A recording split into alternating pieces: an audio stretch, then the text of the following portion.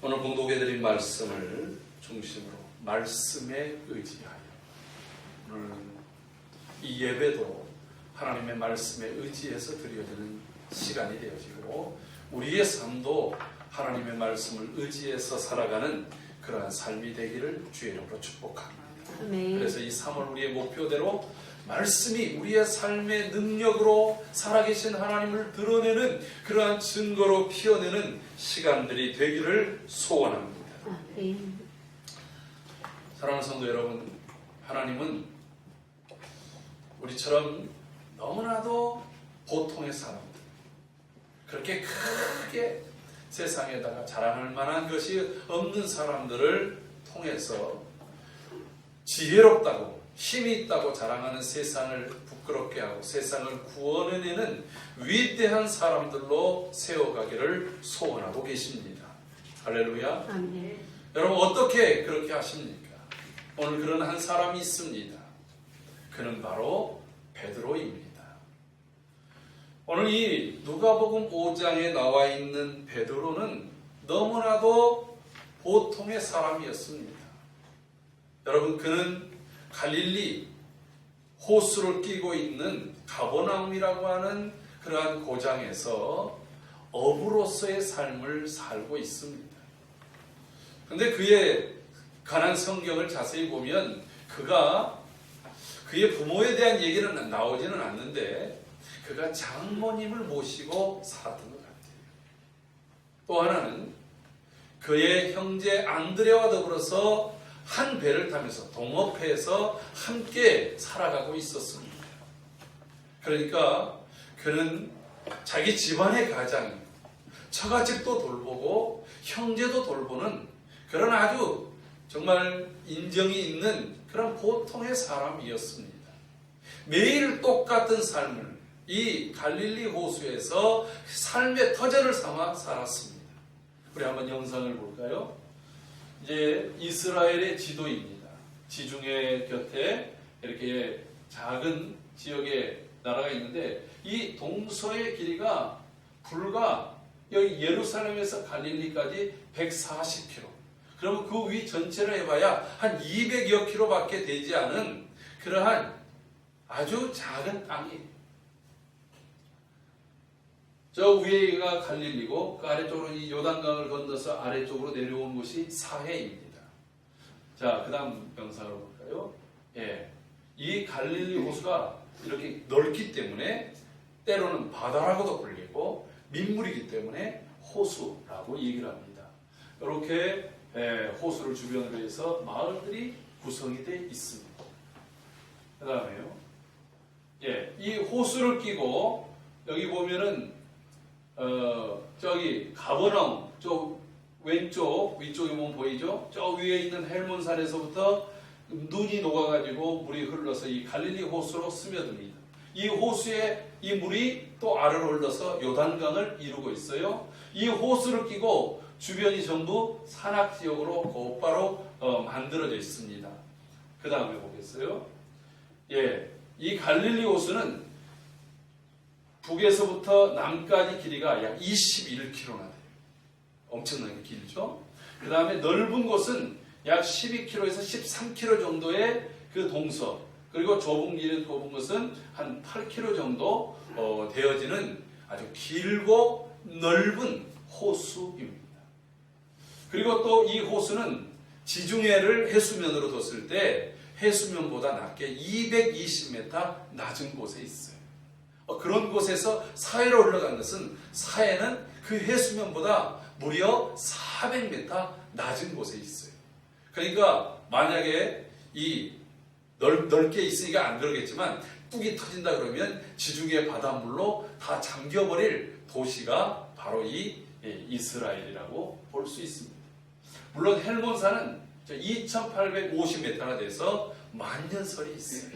그리고 예루살렘 성은 그 약 한 해발 900m 정도 되는 그런 고지대에 이 도시가 형성됐고 대부분의 그런 도시들이 이렇게 높은 곳에 이렇게 세워져 있음을 볼 수 있습니다. 여러분, 요 베드로가 바로 아까 그 갈릴리 호수의 가버나움이라고 하는 인접한 곳에서 살고 있습니다. 그 지역을 가봤더니 그렇게 농사할 만한 그런 곳이 많지 않은 곳입니다. 왜냐하면 평지가 아니라 비탈길들. 그래서 그들은 이 갈릴리 호수는 그들의 식수이기도 하고 또한 그들의 먹을 것을 주는 그런 곳이기도 합니다. 또 이곳은 모래사장도 있고 그리고 또 자갈들이 이렇게 있는 곳들도 있어서 지금도 사람들이 해수욕을 즐기기도 하고 또 많은 관광객들이 모이는 그러한 장소이기도 합니다. 그런 곳에서 베드로는 그렇게 살았습니다. 여러분, 매일 일상을 똑같이 살아요.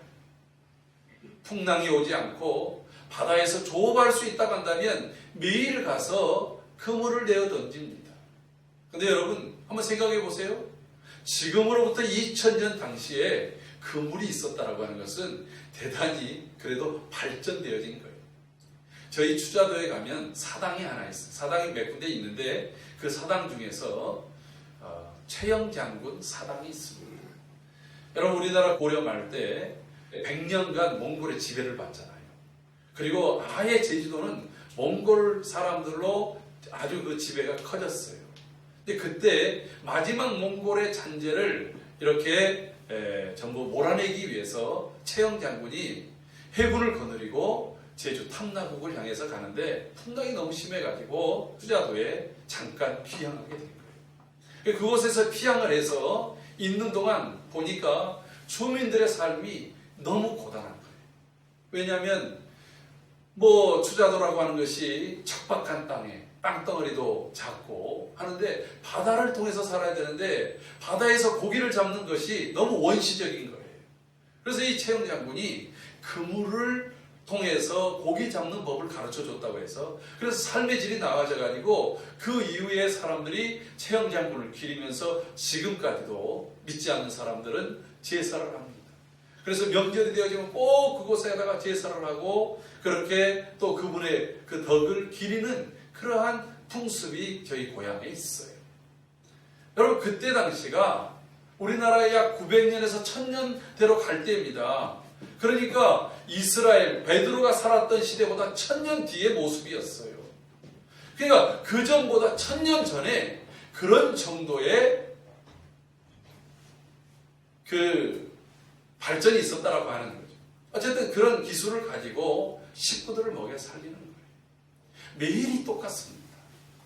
여러분 매일 똑같은 일을 별 의미 없이 의무적으로 하는 삶, 몸이 건조해 보이는 그러한 삶, 여러분 그런 삶이 혹 여러분의 삶은 아닙니까? 같은 시간에 일어나서 밥을 먹고 회사에 출근하고 또 여러 그냥 스트레스 속에 일을 하다가 또 돌아와서 집안일을 하고 또 잠을 자고 이것이 매일의 반복되는 그러한 삶을 사는 것이 오늘 베드로의 삶이 아니었나 싶습니다. 근데 그 베드로가 인생이 바뀌었습니다. 그는 인류를 구원하러 오신 예수님의 수제자가 됩니다.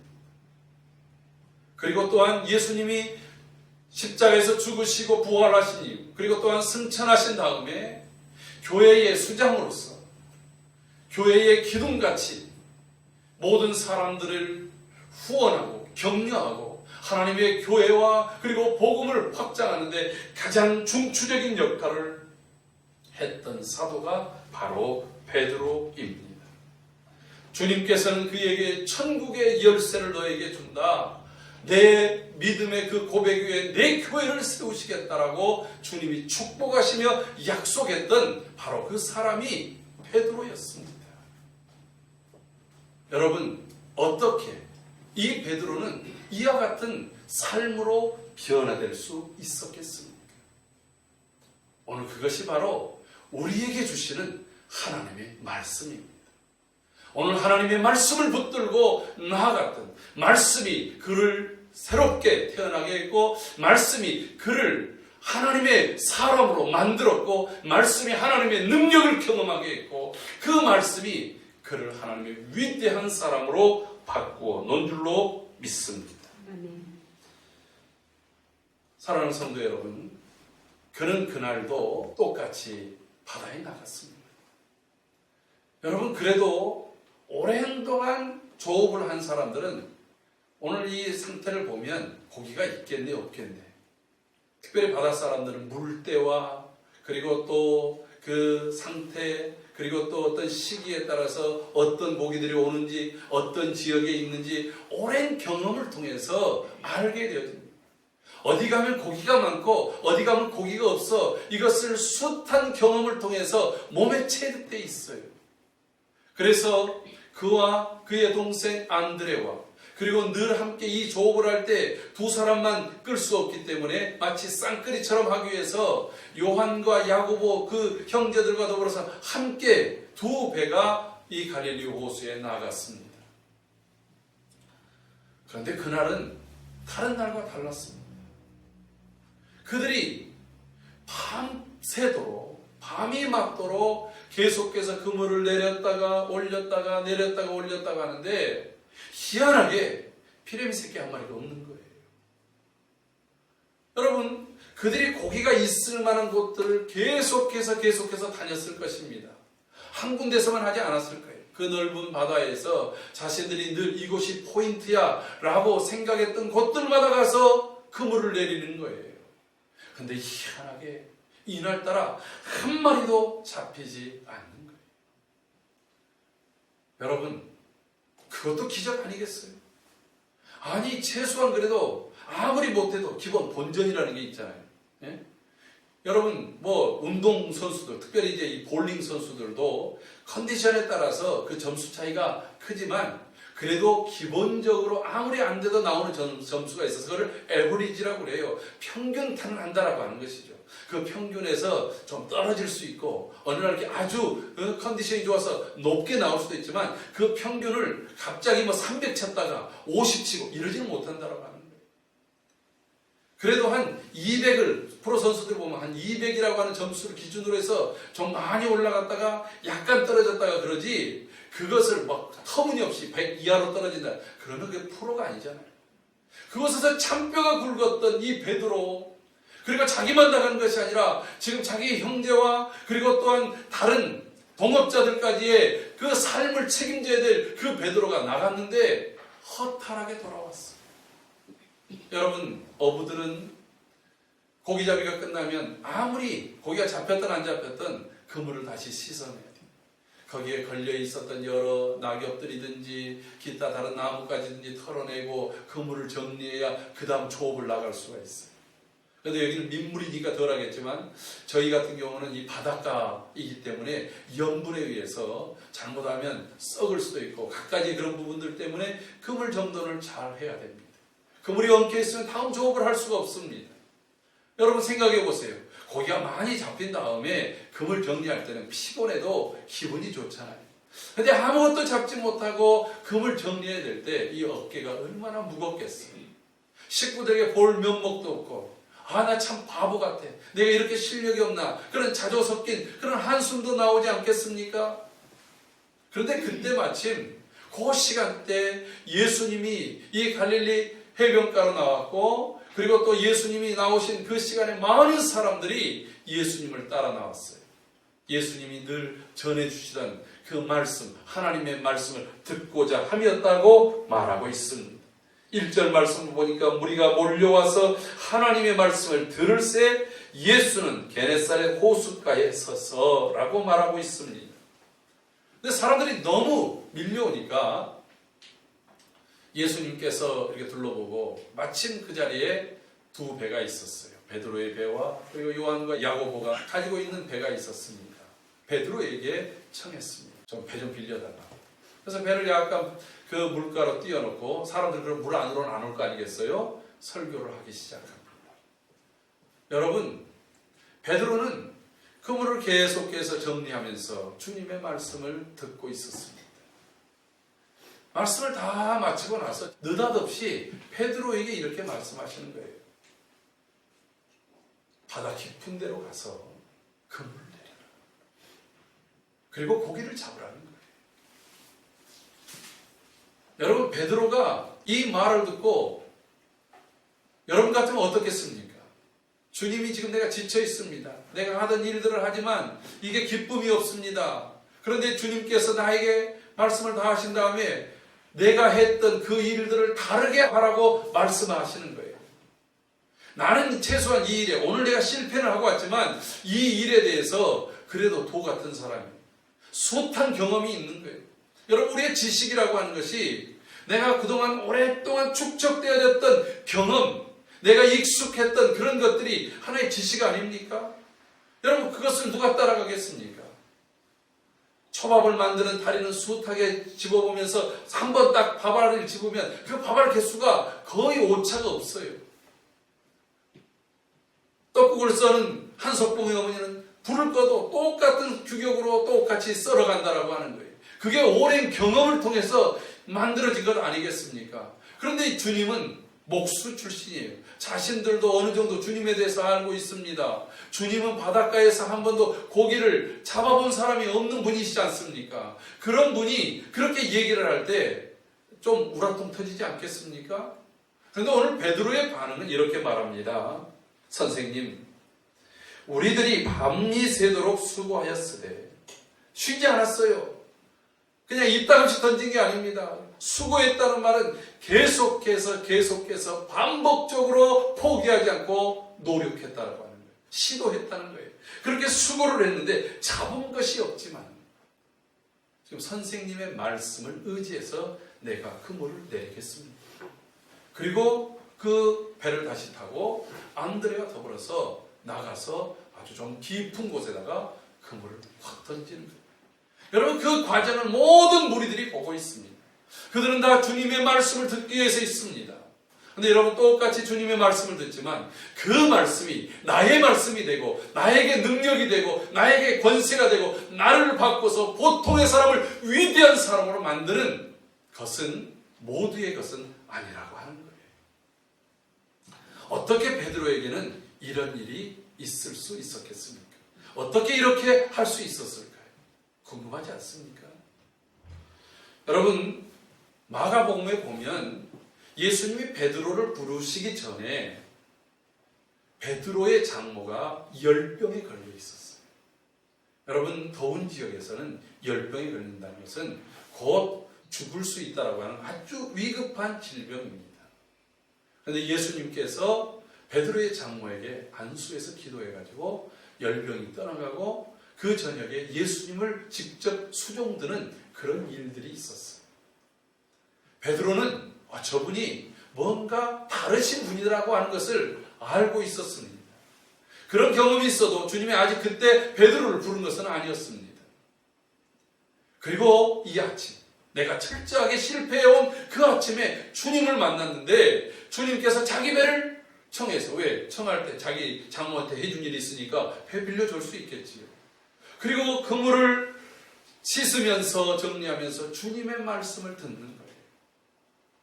여러분, 피곤한데 꼭 하필 먹고 여기 와서 할까? 그런 생각 안 들겠어요?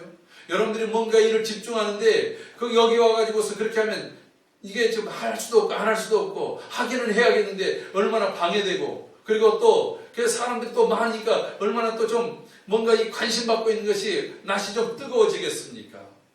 그런데 예수님께서 아랑하지 않고 천국의 말씀을 하는 거예요. 여러분, 천국의 말씀, 복음은 곧 소망을 주는 거예요. 어떤 말씀을 했는지 모르지만 주님의 말씀을 들을 때 그 말씀이 그의 마음을 움직였다라고 하는 거예요. 여러분, 하나님의 말씀을 들을 때에 그 말씀이 내 귀에 들려지는, 경청되어지는 그런 말씀이 되기를 주의 이름으로 축복합니다. 아멘. 여러분, 모든 사람들이 다 말씀을 듣고 있었어요. 그런데 그의 심령에, 그의 신비에 꽂혀지는 것은 베드로였다라고 하는 거예요. 여러분, 그래서 우리가 하나님의 말씀을 들으러 나올 때에 이런 사모함을 가지고 기도해야 됩니다. 오늘도 목사님을 통해서 전해지는 그 말씀이 하나님이 나에게 하시는 말씀으로 들려지게 하여 주옵소서. 똑같은 말씀이지만 그 말씀이 내 신비에 들려져서 내 마음을 치는 말씀이 되어지기를 주의 이름으로 축복합니다.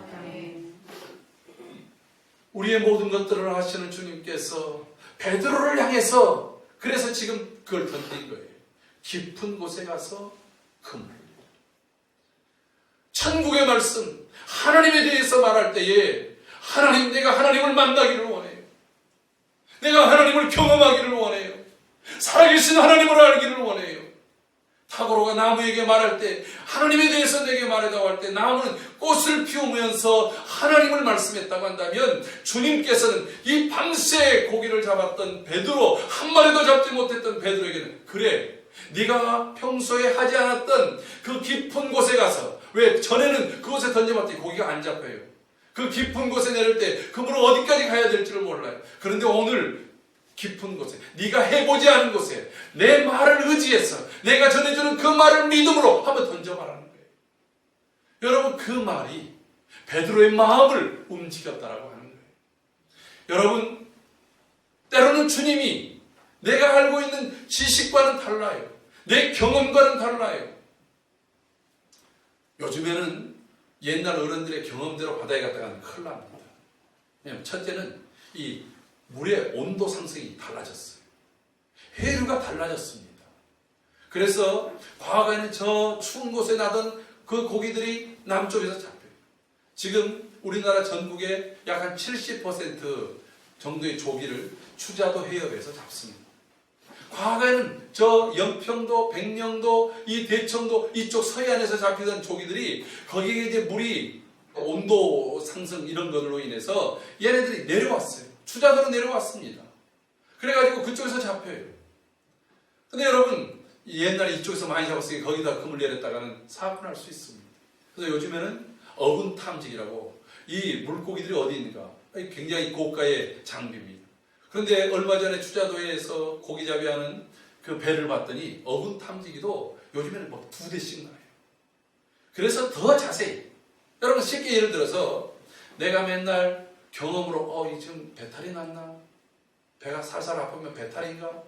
아니면 맹장인가? 각각 혼자서 이렇게 자기가 진단하잖아요.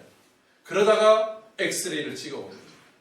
아닌지 낀지가 그냥 내가 얼굴로 봤을 때하고는 다르지 않습니까? 문진했을 때하고는 달라요. 근데 엑스레이도 잘 안 나는 것은 CT를 찍습니다. 여러분, CT도 잘 안 나오는 게 있어요. 그럼 뭘 해요? MRI를 합니다. 아니면 또 궤복도 해봐요.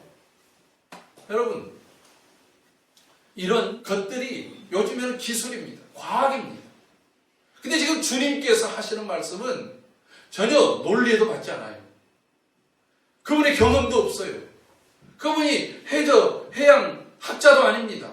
그런데 어떻게 그렇게 말씀하신답니까?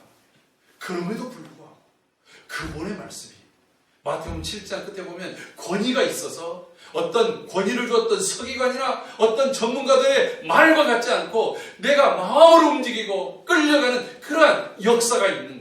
하나님의 말씀은 살았고 운동력 있다고 아까 기도하지 않았습니까? 그 말씀, 살았고 운동력 있는 말씀, 내가 지금까지 경험하지 못했던 것을 하나님이 말씀하실 때 그 말씀에 내 심령이 움직여지고 결단되어지기를 주의 이름으로 축복합니다. 하나님의 말씀이 내 귀에 들려지는 것이 은혜라고 하는 것입니다. 그 하나님의 말씀이 들려질 때에 그 말씀이 베드로를 움직였습니다. 하나님의 말씀이 내 삶을 움직여가기를 소원합니다. 여러분, 시대의 상황을 따라서 움직이고 환경을 따라서 움직이고 여러 가지 여론에 따라서 움직이는 것이 아니라 주의 말씀이 나를 움직이며 주의 말씀이 나를 변화시키며 주의 말씀이 나를 이끌어 주시옵소서. 사랑하는 성도 여러분, 하나님의 말씀에 순종할 때 하나님의 말씀이 역사를 이루는 역사의 능력이 되어졌다라고 하는 것입니다. 베드로가 지금까지 한 번도 던져보지 않았던 그 깊은 곳에 그물을 내렸습니다. 그물을 내리는 순간 벌써 알잖아요. 안드레와 더불어서 이 그물을 끌어올릴 수 없습니다. 그곳에서 애타게 손짓을 합니다. 요한과 야고보를 부르는 것입니다. 요한과 야고보도 놀라서 그 모든 것들을 거기에 모인 무리들이 보고 있습니다. 지금 하고 있는 것은 지금 주님의 말씀이 진리라는 거예요. 주님의 말씀이 능력이라는 거예요. 주님의 말씀이 지금까지 그냥 재밌어, 즐거워, 위로가 됐어 수준이 아니라 어떤 사람에게는 위로로 들려졌을 거예요. 어떤 사람은 신비한 말씀처럼 들려졌을 것입니다. 어떤 사람은 저 사람이 하는 말이 저거 뻥 아니야? 이렇게 의구심 있는 말씀으로 들려졌을 거예요. 그런데 지금 베드로를 통해서 베드로의 마음을 움직였던 주님의 말씀이 베드로가 결단해서 나가서 행할 때에 그것이 능력으로 나타난 것입니다. 그래서 요한과 야고보까지 함께 가서 두 배가 거반 잠길 정도로, 아까 배 보셨죠? 배가 그렇게 크지는 않았어요. 요즘에 그 땜마 수준입니다. 그런데 어쨌든 그 두 배에 가득히 잠기더라고요. nothing이었던 것이 everything이 된 거예요. 아무것도 없었던 것이 모든 것들로 충만함이 하나님의 살아계심이 하나님의 역사의 현장이 되어버리고 마는 것입니다. 아멘. 사랑하는 성도 여러분, 내가 일상 속에 아무것도 없을 때, 막 공허할 때, 그때가, 일상과 다른 그때가 하나님이 내게 말씀하실 때라는 거예요. 나를 찾으라는 거예요. 나에게 나오라는 거예요. 하나님의 말씀 앞에 서라는 것입니다. 베드로가 주의 말씀을 의지해서 순종했을 때 그 역사와 경험을 하게 된 것입니다. 여러분, 사렙다 가보도 마찬가지잖아요. 선지자 엘리야의 말을 듣고 그들이 가지고 있던 마지막 남아있는 가루와 그 조금 남아있는 기름으로 엘리야 먼저 먹이라고, 그리고 너희들 먹으라 할 때 그 말씀을 하나님의 말씀으로 받고 했더니 그 다음서부터 기근이 끝날 때까지 그 그릇에 가루가 마르지 않고 그 기름병에 기름이 마르지 않도록 하나님이 역사하신 줄로 믿습니다. 때로는 우리의 이성과 우리의 경험과 우리의 논리와 맞지 않을 수 있어요. 그러나 여러분, 하나님의 기적과 하나님의 말씀은 비논리, 비이성, 비상식이 아니라 논리를 초월하고 상식을 초월하고 우리의 기적을 초월하는 것이 전능하신 하나님의 말씀인 줄로 믿습니다. 오늘 그 하나님의 말씀을 붙잡는 저와 여러분들이 되기를 소원합니다. 여러분, 그 말씀의 경험이 있을 때, 하나님의 말씀이 우리에게 들려질 때 제일 먼저 보여진 게 뭡니까? 기적 때문에 놀라는 것, 그것보다 더 놀라운 것은 베드로는 자신을 보고, 자신을 지금까지 그래도 하나님의 말씀 안에서 이스라엘의 그 관습 속에서 다른 사람이 해끼치지 않고, 자기 가족, 장모님, 자기 형제, 주변 동료들까지 먹여 살리는 주도적인 다혈질적인 그런 사람이었습니다. 그런데 그가 그 기적의 현장 앞에서 발견한 것은, 오늘 본문 보시겠습니까? 시몬 베드로가 이를 보고 예수의 무릎 아래 엎드려 이르되 주여 나를 떠나소서 나는 죄인으로소이다 하니. 여러분, 그가 주님 앞에 나와서 감사합니다, 대박쳤습니다, 이게 아니었습니다. 주님, 나를 떠나소서. 여러분, 그 전에는 선생님 이렇게 얘기했던 그가 호칭이 바뀌었어요. 주여, 주여, 나를 떠나소서. 나는 죄인입니다. 자기를 발견하고 주님을 발견했어요. 여러분, 주님을 아는 것이 나를 아는 지식입니다.